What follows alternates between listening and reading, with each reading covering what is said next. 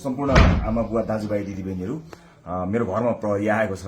मैले समाचारबाट उच्च अदालतको आदेशबारे थाहा त पाएँ, तर बिना कुनै कागज अहिले यतिखेरसम्म मलाई केही पुर्जी पनि दिएको छैन, कागज पनि दिएको छैन। मेरो घरभित्र आएर बेडरुमभित्र आउनुभएको छ, मैले सार्वजनिक पनि गरिसकेको छु।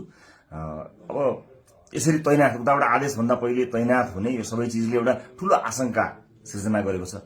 मैले सम्मानित अदालतको आदेशलाई सधैँ मानेकै छु, कानूनलाई मानेकै छु। म पहिला पनि आफै उपस्थित हुन गएको हुँ, अहिले पनि सार्वजनिक गरेकै छु। तर यो राज्य आतंक, यो धरपकड ममाथि के कारणले भइरहेको छ मैले बुझ्न सकेको छैन। भोलिको चितवनको कार्यक्रमलाई निरन्तरता दिनु होला।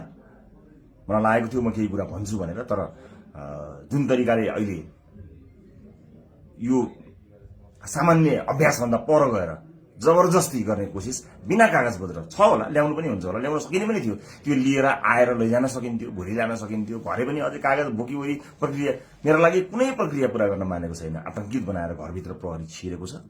म यसै पनि गिरफ्तारी दिन्छु भनेर बसेकै छु। जे होस्, आम नागरिकले सब चिज हेरिरहेका छन् भन्ने मलाई विश्वास छ। न्यायको लडाईँ म एक थोपा रगत रहन्जेल लडिरहन्छु। यहाँले साथ दिनुहुनेछ भन्ने विश्वास मैले लिएको छु। मैले कुनै गल्ती गरेको पनि छैन, कुनै अपराध गरेको पनि छैन, तर संसारकै सबैभन्दा ठूलो अपराधीलाई जस्तो ममाथि गरिएको यो व्यवहार आम जनताले हेरिरहेका छन् भन्ने मैले विश्वास लिएको छु। म धेरै केही भन्दिनँ। म सम्मानित अदालतप्रति अझै पनि आशा र भरोसा राखेर कानुनी प्रक्रियामा सघाउनको लागि परिरहेको छु।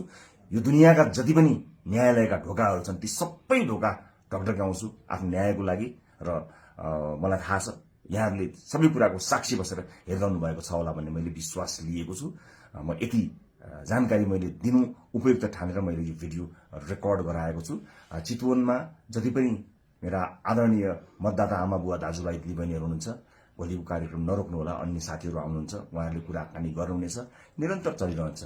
मलाई यिनीहरूले हत्या नै गरेछन् भने पनि नेपाली मतपत्रमा घण्टी चुनाव चिन्ह बसेको छ। मलाई आशा छ यो एउटा आशा र भरोसाको आवाज हामीले बुलन्द पारिसकेका छौँ। निरन्तरता प्रदान गर्नुहोला। म कानुनी लडाईँमा छु।